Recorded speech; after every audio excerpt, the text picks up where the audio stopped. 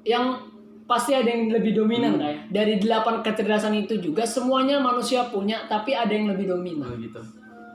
Berarti semuanya punya ya. Betul, semuanya Jadi punya. dimaksimalkan aja gitu kan. Iya, sesuai kecerdasan sudah ada teman-teman, sudah ada. Sudah ada, saya bilang sekali lagi.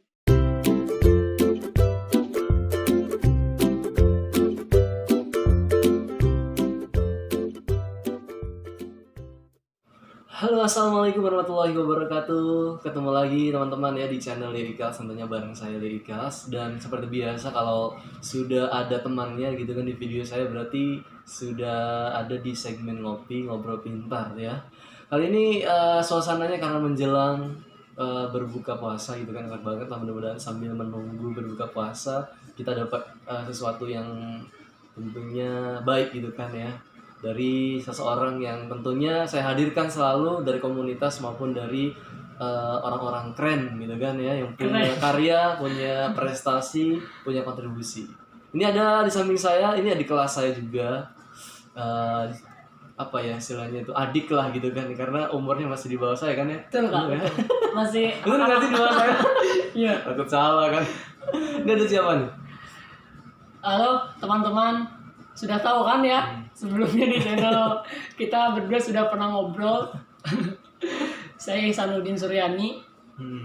Apalagi nih Kak? Aktivitasnya apa nih? Oh iya, tadi disinggung usia ya. Usia saya masih sangat muda lah. Mungkin berjarak beberapa puluh tahun ya.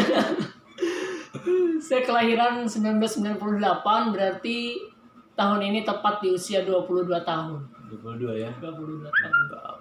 Apa ada aktivitasnya Ya. sekarang lagi? Maksudnya sibuknya apa aja, kalau misalkan ngajar kah atau apa? Alhamdulillah saat ini saya masih mahasiswa semester 4. Terus lagi saya dipercayai sebagai fasilitator. Bukan guru ya, lebih ke fasilitator lah gitu. Menyediakan objek-objek pembelajaran untuk anak. Di mana? Di Sekolah Peradaban Cilegon. Nah, itu adalah sekolah tempat saya beraktivitas, Kak. Saya di situ sudah sekitar 2 tahun jalan ke sini. Alhamdulillah bertemu beberapa puasa. Dan alhamdulillah di sekolah itu mengajarkan banyak pelajaran ya tentunya untuk kita. Oke deh, nanti kita akan bahas satu-satu ya. Selanjutnya nah, nanti ya. apalagi? Tadi kan mahasiswa, ngajar. Iya. Kemudian apa lagi? Yang ketiga, alhamdulillah saya public speaker, Kak. Speaker juga. Iya, trainer dan motivator, dan juga MC formal, MC non formal ya. Terus apa lagi ya? Ya orang-orang yang ingin belajar aja lah lebih tepatnya gitu ya. Jadi itulah pada intinya 3 itu ya sekarang yang lagi benar-benar digeluti lah sebetulnya ya. Pertama dia mahasiswa di mana? Mahasiswa di Sekolah Tinggi Ilmu Tarbiyah Citangkil Cilegon semester 4. Semester 4 ya. Jurusannya Pendidikan Agama Islam. Wow, PAI. Ya.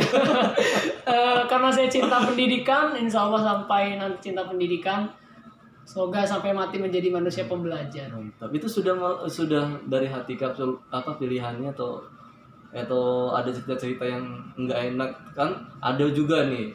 Sudah beberapa kali maksudnya mahasiswa mampir juga ya di saya ini acara ngopi itu. Dan mereka ada gitu kan beberapa yang katanya kecebur lah, yang katanya kecelakaan gitu ya. Macam-macam lah. Kalau bisa sendiri emang itu sudah pilihan sendiri atau gimana? Insya Allah kalau saya memutuskan segala sesuatu dengan pertimbangan kayak.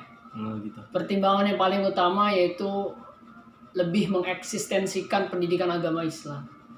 Jadi selama ini kan banyak isu-isu atau yang sudah terjadi juga ada, yaitu dikotomi ya, pemisahan antara pelajaran-pelajaran Islam dan pelajaran-pelajaran umumnya. Ya, betul.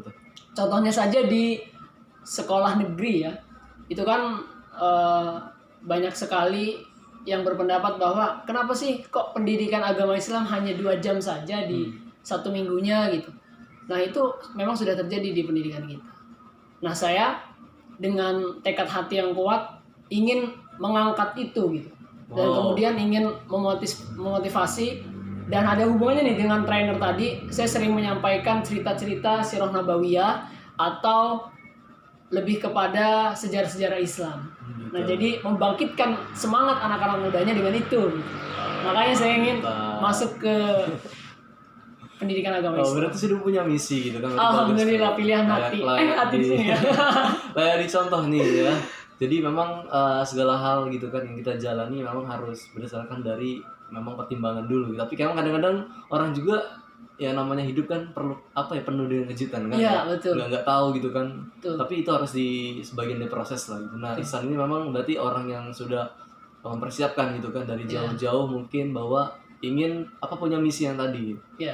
Kemudian kalau di PAI itu lebih menekankan ataupun mungkin ceritain lah gitu seperti apa sih, mungkin takutnya nih ada adik-adik gitu kan yang pengen tahu gambaran PAI itu seperti apa gitu. Iya. Kita sebagai orang Islam ya, teman-teman, mungkin semenjak sebelum lahir pun kita sudah diperkenalkan agama Islam oleh orang tua kita gitu. Kita di dalam kandungan diajak sholat kan dan sebagainya. Dan sampai nanti kita menuju ajal juga kan agama Islam tetap melekat kan Kak ya. Yang memisahkan ya hanya ajal itu. Kalau saya sih motivasinya terus memperbaiki diri dengan kecintaan saya sebagai orang Islam dan mendalami agama Islam tersebut. Jujur saja dari SD sampai SMA saya tidak kenal pondok pesantren Kak. Jadi di kuliah itu saya benar-benar mulai dari nol, kayak pembelajaran yang keterkaitan dengan madrasah gitu ya, kayak fikih, kemudian kayak pendidikan Islam secara khususnya itu saya belum pernah alami di SMP dan SMA, yang lebih khususnya di pendidikan agama Islam. Dan yang saya paling sukai adalah sejarah Islamnya itu, sejarah Islamnya. Jadi saya lebih kepada itu. Jadi memang memperdalam ya, Iya. judulnya juga pendidik agama Islam, berarti Iya. memang lebih ditujukan nanti kalau misalkan berbicara prospek jurusan itu lebih kemana sih? Saya setelah itu rencana ingin lanjut S2 Kak. Ada 2 kampus yang sudah saya solawatin, yang sudah saya benar-benar ingin gitu ya. Pilihan pertama di UIN Jakarta, Sarif Hidayatullah. Yang kedua di UIN Banten. Oh, gitu. Nah, mudah-mudahan dengan S2 itu saya juga bercita-cita menjadi dosen. Jadi setelah itu terus berjalan, dan setelah S2 selesai saya juga ingin bercita-cita di S3. Gitu. Jadi kalau sebagai untuk belajar tidak pos-posnya ingin meneruskan Iya, pembelajaran. serius. Enggak, kalau misalkan berbicara tentang prospek secara umumnya nih San, dari jurusan PAI sendiri itu lebih di kemana sih kalau S1 nih berbicara Ya, S1. betul, ya. Itu lebih kemana sih, atau apakah hanya guru agama saja gitu kan, atau mungkin arahnya kemana gitu? Ya. Kalau dari jurusan itu. Ya. Kebanyakan guru sih Kak ya. Jadi guru. Kebanyakan jadi guru, dan ada juga orang-orang yang berjalan ke daerah lain gitu. Misalkan ada dai kan contohnya. Kemudian ada mungkin jadi pedagang bisa. Pedagang syariah mungkin ya. Dan ada juga mungkin lari ke bank dan sebagainya. Tapi lebih menekankan kepada pendidikan di madrasah mungkin ya. Kebanyakan prospeknya di situ. Tapi untuk prospek pribadi saya tadi melanjutkan S2 dan menjadi dong, dosen. harus. Karena pendidikan nggak boleh terhenti. Betul. Bahkan ada istilah sekolah boleh berhenti tapi belajar nggak boleh berhenti. Siap. Karena kan menuntut ilmu itu kan ya dari kita Buayan ya. gitu kan ya, dari buayan sampai Yang lahat. betul. Nah itu mungkin berbicara sedikit tentang kampus gitu kan ya. Masih ada sedikit lagi saya tanyain satu lagi. Kalau menurut Ihsan, mahasiswa saat ini itu gambarannya seperti apa sih? Saat pandemi atau saat apa nih? Secara umum aja, maksudnya nggak harus lagi pandemi seperti ini, secara biasa gitu. Maksudnya sekarang itu mungkin paradigma mahasiswa sekarang tuh seperti apa sih di menurut pandangan Ihsan sendiri gitu? Apakah memang benar-benar mahasiswa saat itu kritis itu kan, atau memang seperti apa menurut Ihsan? Anak muda ya. Lebih tepatnya sih itulah. Anak muda. Lebih luas. Anak muda itu yang saya nilai sekarang ya kayak. Jadi lebih kepada memilih kegiatan ekonominya. Karena banyak sekali orang-orang yang berkeinginan diri untuk meningkatkan dirinya dari kekayaan. Tidak sedikit ataupun tidak banyak ya, tidak banyak yang ingin mengejar ilmu tersebut. Jadi inginnya saya setelah lulus kerja, setelah kerja menikah, setelah menikah punya anak, setelah itu mati, selesai. Kebanyakan paradigmanya seperti itu. Makanya banyak orang-orang yang tidak tersadar bahwa pendidikan menurut saya itu investasi jangka panjang. Betul. Jangka panjang sampai kita punya anak, sampai kita punya cucu, menurut saya itu akan terpakai. Nah, jadi banyak pandangan-pandangan orang tentang itu, dan saya juga memandangnya hal yang sama. Kemudian ketika anak muda menjadi mahasiswa, yang saya amati ya, kurangnya perhatian mengenai dirinya. Jadi banyak sekali yang disebutkan kakak tadi, ada orang-orang yang memasuki jurusan akhirnya kecelakaan. Banyak orang yang akhirnya memilih A jadi memilih B. Jadi dia kurang mengenali dirinya gitu. Siapa sih saya? Bagaimana sih jati diri saya? Hello, kita itu mahasiswa gitu. Harusnya sudah dapat itu sebelum kita menjadi mahasiswa. Jadi siapa saya pun belum tahu gitu. Itu yang saya rasakan mahasiswa. Terus kemudian yang kedua mengenai potensi dirinya. Tadi itu pertama tidak mengenali diri, yang kedua mana bisa tidak mengenali diri dia mempunyai potensi. Iya, betul. Jadi susah sekali. Jadi mahasiswa sekarang yang saya amati begitu kan, kehidupannya ya udah mengalir aja, tidak ingin bertumbuh gitu. Jadi let it flow aja gitu. Iya. Kayak kan anak muda seperti itu nggak punya apa ya istilahnya tujuan tadi ya, misi Iya, gitu kan dalam perjalanan hidupnya gitu. Mungkin itu segelintir, tapi saya yakin banyak sekali mahasiswa yang memang peduli dengan dirinya sendiri, kemudian secara umum peduli dengan masyarakat, bahkan bangsa dan negaranya dia pedulikan. Saya salut dengan mahasiswa-mahasiswa seperti itu. Ya, mahasiswa yang punya kontribusi gitu kan, yang punya ini kan banyak sih. Ya. Tapi memang kadang-kadang juga dia punya bakat nih, tapi kadang-kadang nggak tahu gitu kan, mau caranya gimana untuk bisa maksimalkannya gitu. Makanya juga perlu juga istilahnya dukungan dari lingkungan sekitar juga. Mudah-mudahan teman-teman yang saat ini menemukan hal seperti itu, maksudnya sudah tahu bakatnya, potensinya gitu, tapi cara mengungkapkannya, cara menularkannya, mengekspresikannya itu kan sekarang sudah banyak ya, cara medianya gitu. Tinggal bagaimana kita kreatifnya aja gitu. Jadi nggak ada lah istilahnya anak muda yang aduh gitu kan, yang ngeluh-ngeluh karena apa ya sempitnya pekerjaan misalkan gitu kan, atau mungkin hal lainnya itu bisa dikondisikan gitu kan, karena kita sekarang itu makin apa ya global gitu kan dunia. Oke, kita lanjut obrolan ya. Tadi kita ngobrolin tentang jadi mahasiswa gitu kan, maksudnya aktivitas lisan jadi mahasiswa. Sekarang kita ngobrolin tentang aktivitas lisan di sekolah. Tadi sebagai guru ya, sebagai fasilitator. Itu kenapa sih kok mau-maunya gitu kan, masih muda mau mengabdi pada satu sekolah gitu kan? Kenapa? Tentunya itu akibat dari saya kenal dengan diri saya kayak. Gitu. Ya, setelah saya pelajari, saya awal-awalnya bingung nih. Waktu SMP, waktu SMA, saya ini siapa sih gitu? Saya ini apa sih gitu? Dan saya ini bisanya apa sih gitu? Dan itu masih cari-cari. Dan alhamdulillah ketemu di kelas 2 SMA. Setelah saya mempelajari teori multiple intelligence ya. Yang 8 kecerdasan yang dimiliki oleh manusia itu. Jadi multiple intelligence itu kecerdasan yang terdiri dari intelligent quotient IQ, emotional quotient EQ, dan spiritual quotient SQ. Nah, ketiganya harus berjalan dengan bersamaan gitu. Kalau satu-satunya dijalankan kurang maksimal. Nah, dari 8 kecerdasan itu ternyata saya temukan ada 2 kecerdasan yang dominan Kak ya. Yang pertama kecerdasan linguistik itu bahasa. Linguistik ada 2 macam, linguistik lisan dan tulisan, dan alhamdulillah keduanya saya kuasai kecerdasan itu gitu. Terus yang kedua intrapersonal. Jadi saya senang bertemu banyak orang, saya senang berbicara di banyak orang, saya senang ketika saya berbicara gini ya, kayak ngobrol gini, kemudian kayak sharing-sharing dan lain sebagainya. Nah ternyata itu sejalan dengan kecerdasan saya gitu, yang kedua itu yang lebih dominan. Saya bilang, wah indah juga ya ketika sudah mengenali diri dan itu sudah ada dalam diri saya yang disebut passion itu, artinya saya mengerjakan sesuatu yang saya senangi. Dan akhirnya saya menceburkan diri ke organisasi ya. Organisasi membantu saya untuk mengembangkan terus bakat itu. Kemudian lulus SMA saya lebih kembangkan ke public speaker dan trainer, dan alhamdulillah saya temukan, oh ternyata diri saya itu gitu. Nah, guru juga adalah salah satu jalan untuk itu Kak.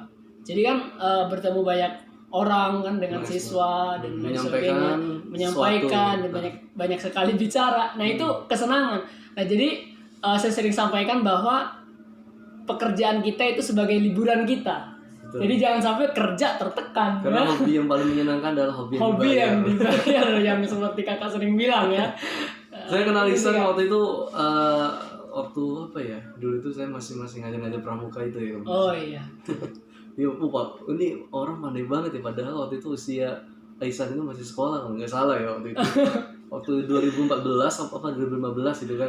Iya. Nah, ternyata emang sudah tahu gitu kan, sudah mencari lah.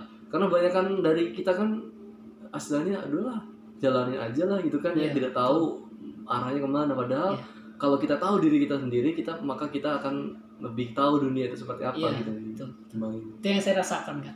Iya. Kemudian yang namanya passion itu bukannya apa ya? Bukannya kadang-kadang pindah-pindah ya San? Menurut Ihsan teori passion itu apa sih? Passion itu sebetulnya yang saya pelajari kesenangan atau aktivitas yang kita dilakukan ketika kita senang gitu. Oh gitu. Itu biasanya kalau manusia lebih banyak kan berapa sih passionnya gitu loh? Apa yang memiliki passion itu berapa? Misalkan kalau saya sendiri nih, misalnya saya sendiri saat ini misalkan senang aktivitas saya tadi ngomong, siaran, ngajar, kemudian nyanyi juga saya senang loh, bener aja. Kemudian nulis gitu. Itu tuh sebenarnya kalau menurut Ihsan sendiri passionnya itu terdiri banyak hal seperti itu setiap orangnya, atau memang setiap orang itu cuman memiliki passionnya satu doang atau gimana sih? Tadi itu kayak passion itu ditemukan ketika kita sudah mengenali diri. Kayak saya tadi karakternya seperti apa dan kecerdasan seperti apa, baru kita menemukan passion. Saya contohkan lagi, ada orang yang kecerdasannya matematik logik. Dia senangnya menggambar, kemudian dia senangnya matematika ya, berhubungan dengan hitung-hitung dan lain sebagainya. Kemudian ada lagi yang spasial, yang menggambar. Oh, saya senang melakukan kegiatan menggambar ya. Ternyata kecerdasannya spasial gitu, menggambar itu. Nah, jadi jangan berkecil hati bagi teman-teman, saya tuh bukan siapa-siapa, saya tuh tidak bisa apa-apa, saya tuh passionnya di mana sih gitu. Padahal Allah sudah memberikan kecerdasan itu semenjak kita dalam perut ibu gitu kan. Ketika ditiupkannya nyawa di dalam jasad kita, itu sudah diberikan semuanya, ajalnya, jodohnya dan lain sebagainya. Jadi itu semua kayak passion, kemudian karakter, kemudian kecerdasan itu ada di bagian otak namanya lobus parietalis yang saya pelajari. Nah itu semua ada di manusia, semua ada. Kemudian yang berbicara apakah satu atau dua, yang pasti ada yang lebih dominan ya. Dari 8 kecerdasan itu juga semuanya manusia punya, tapi ada yang lebih dominan. Oh gitu. Berarti semuanya punya ya? Betul, semuanya jadi punya. Dimaksimalkan aja gitu kan? Iya, sesuai kecerdasan sudah ada teman-teman, sudah ada saya bilang sekali lagi.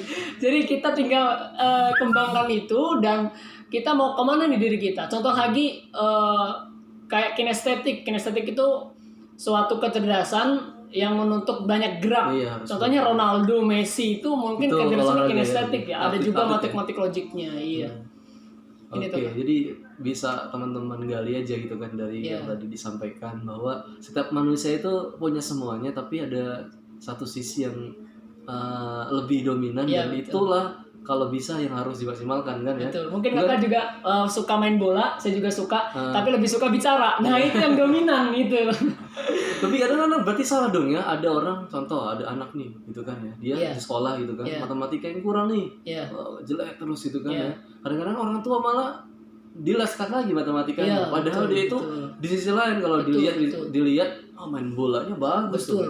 Kadang kayak gitu kan ya, di fenomena yang ada gitu. Akhirnya yang dominan itu mati gitu kan, yang malah itu tidak maksimal karena dia tidak minat di situ, kemudian tidak mampu di situ gitu Mas. Itu pendidikan feodalistik ya. Zaman dulu saya aja teman-teman ya disuruh ngapal perkalian 1 sampai 10 waktu SD. Betul-betul. Bayangkan aja, mungkin kan sudah dari lahir saya sudah mempunyai kecerdasan linguistik ya berbicara. Malah saya suruh menghitung, mana bisa gitu kan. Dan mana paham dengan pelajaran itu gitu. Dan akhirnya disimpulkan di kelas itu bahwa yang pintar matematika adalah orang yang pintar segalanya. Kalau waktu itu pendidikan yang zaman dulu. Enggak, sampai sekarang juga masih. Sampai sekarang juga mungkin masih. Dan saya mengajak kepada guru-guru, mohon untuk terlebih dahulu digali potensi anaknya dan belajar itu sesuai dengan perkembangan otak anak tersebut. Jangan sampai kita memaksakan apa yang tidak bisa anak lakukan. Orang tua juga sama. Dan alhamdulillah itu yang dilakukan di Sekolah Peradaban Cilegon ya Kak. Karena kita sedang membahas aktivitas saya. Jadi Sekolah Peradaban Cilegon menyediakan pembelajaran yang sesuai dengan cara belajar anak.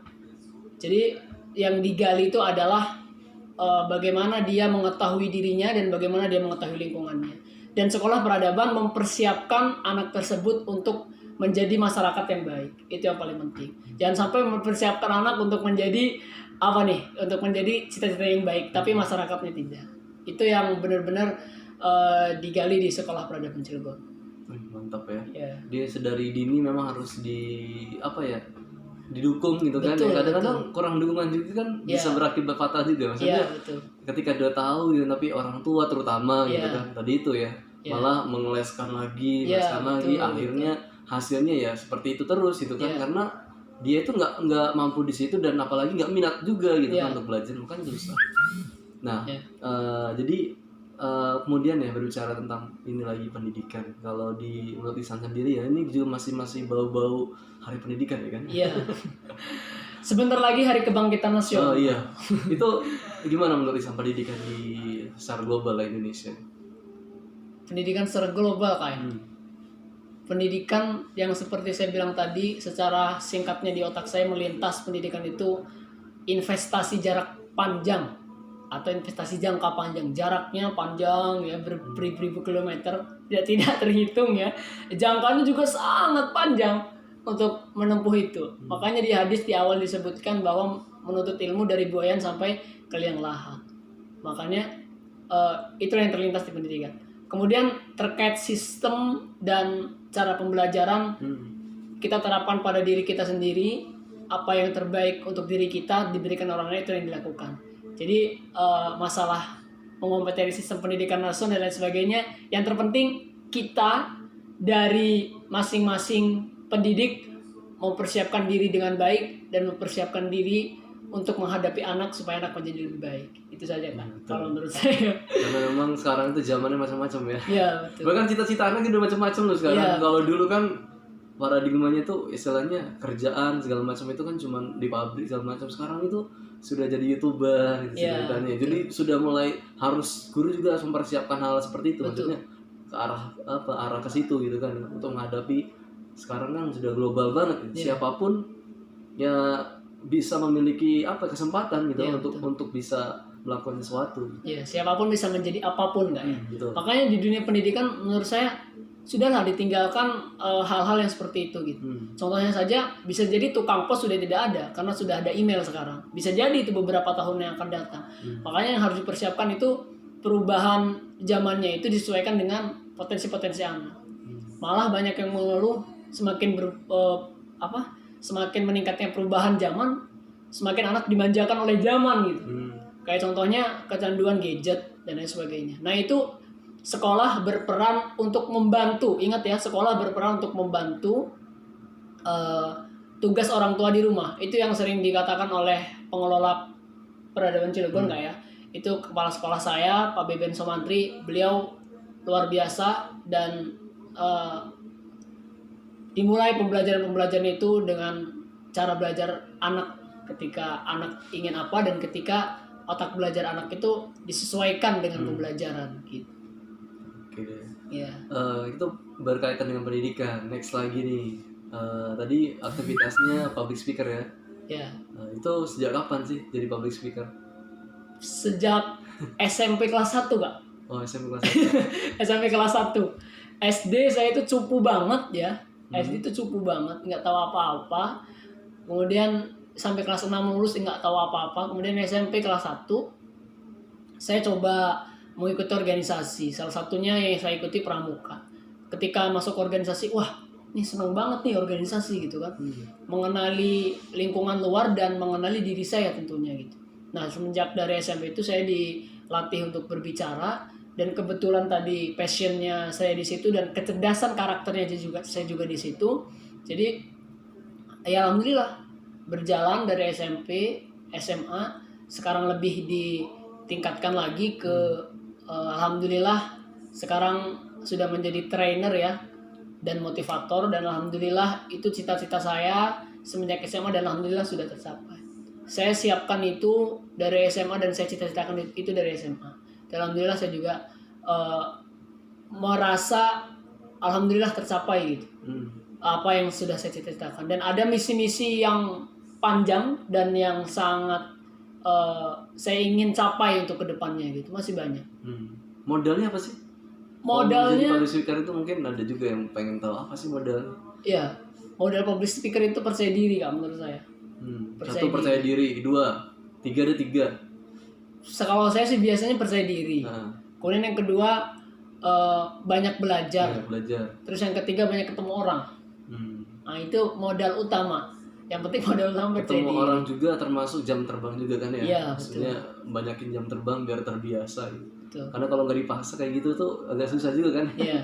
Kalau cuma teorinya doang gitu kan, ngomong itu harus seperti ini gitu. Tapi kalau kita nggak pernah mempraktekannya kan susah juga. Iya, betul.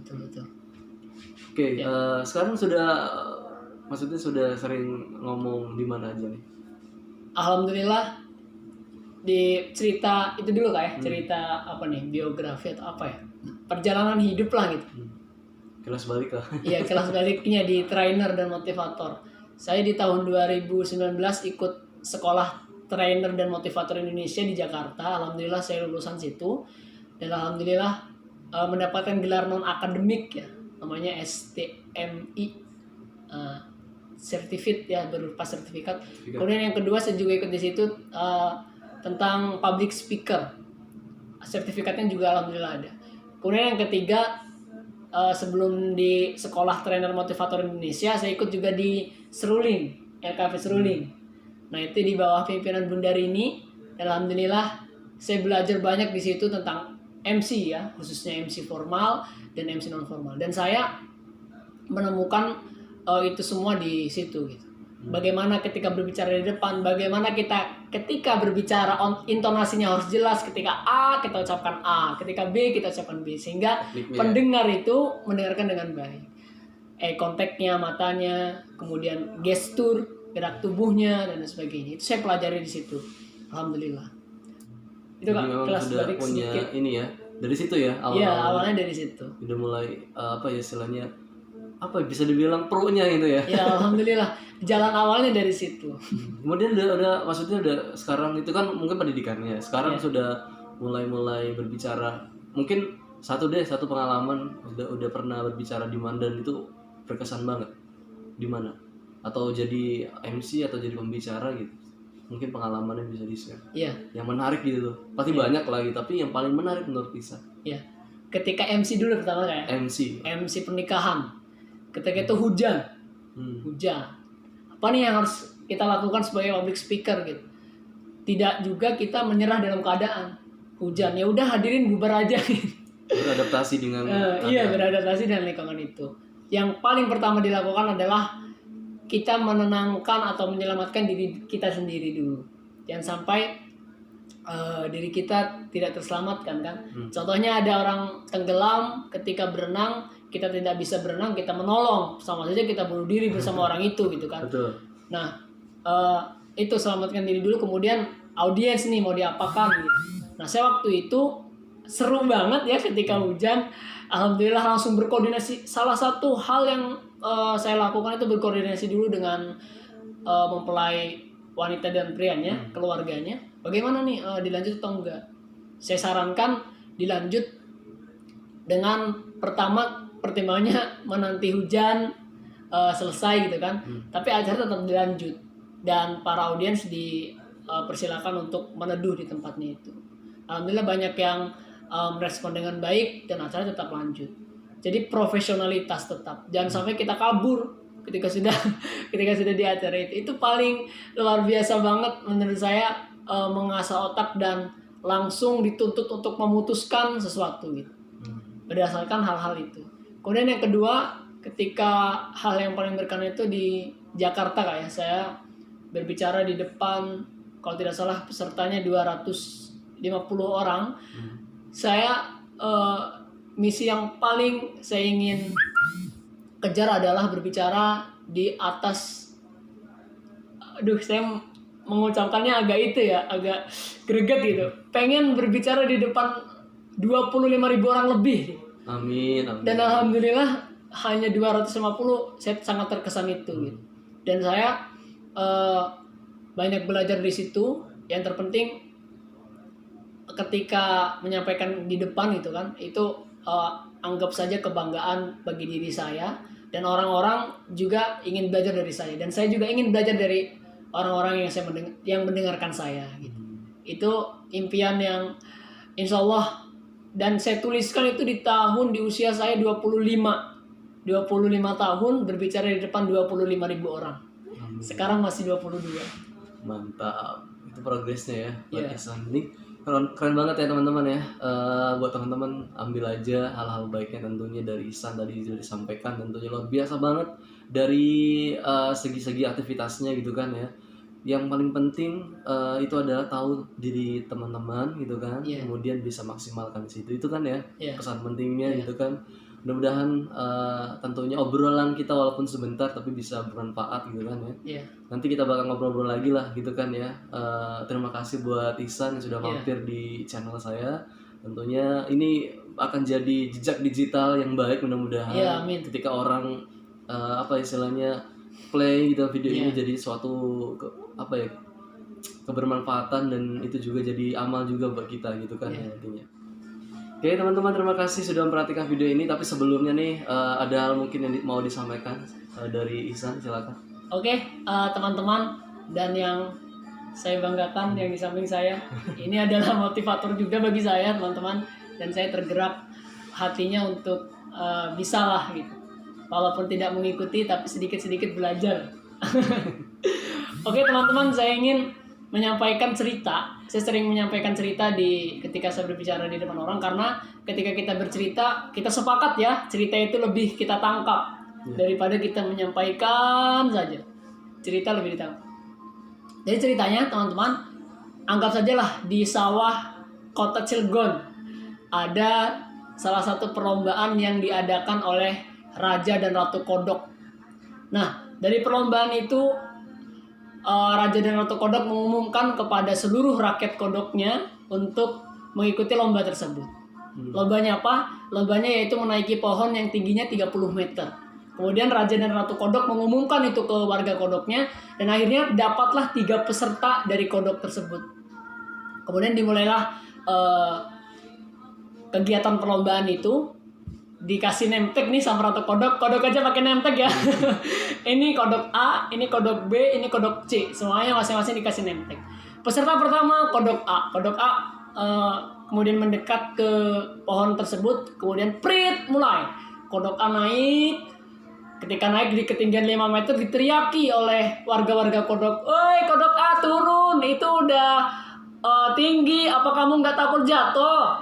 Di ketinggian 5 meter itu dia terus naik, kemudian di ketinggian 10 meter teriaki lagi oleh para warga kodok, "Hei, kamu tuh nggak denger ya? Itu udah tinggi tahu, kalau kamu jatuh kamu mati." Kemudian di ketinggian 10 meter itu Ratu Kodok peserta perlombaan itu melihat ke bawah dan, "Ini sudah tinggi, saya harus turun, saya takut jatuh, saya takut mati." Kemudian kodok A itu langsung turun dan menyelesaikan perlombaannya.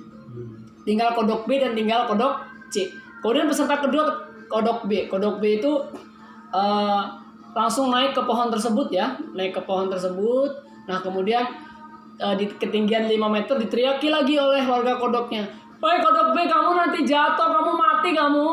Kemudian terus naik lagi ketinggian 10 meter, ketinggian 15, nambah diteriaki oleh seluruh penonton kodok bahwa, "Kodok B, kamu nanti jatuh, kamu mati, gimana dong? Ayo turun." Kemudian kodok B mendengar semua omongan dari warga kodok itu, kemudian melihat bawah, "Ayo, udah takut nih, udah tinggi banget." Kemudian kodok B tiba-tiba turun dan menyerah dalam perlombaannya. Tinggal kodok C. Kodok C mulai dia dari dasar banget ya, dasar pohon banget, kemudian di ketinggian 50 di ketinggian 5 meter diteriaki oleh warga kodok, sama teriaknya juga, "Hei kodok C, kamu nanti jatuh, turun dong, turun."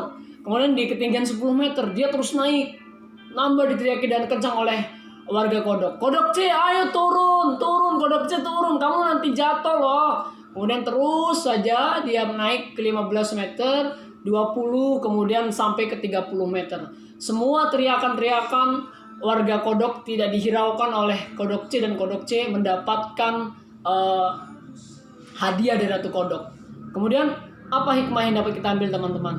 Ternyata Kodok C itu ketika dia berbincang-bincang dengan Raja dan Ratu Kodok, dia dibilang oleh keluarganya, tahu nggak? Ternyata Kodok C itu tuli dari lahir.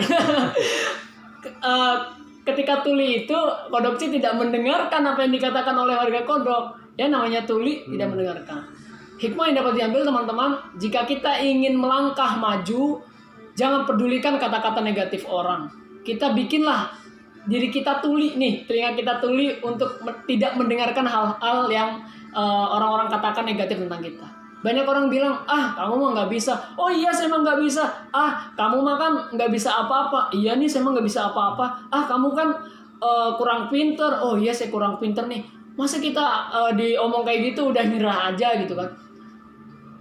Satu, pesan saya, jangan pernah dengarkan kata-kata negatif orang, tetap maju, dan apapun itu yang dikatakan, tetap pada prinsip diri kita.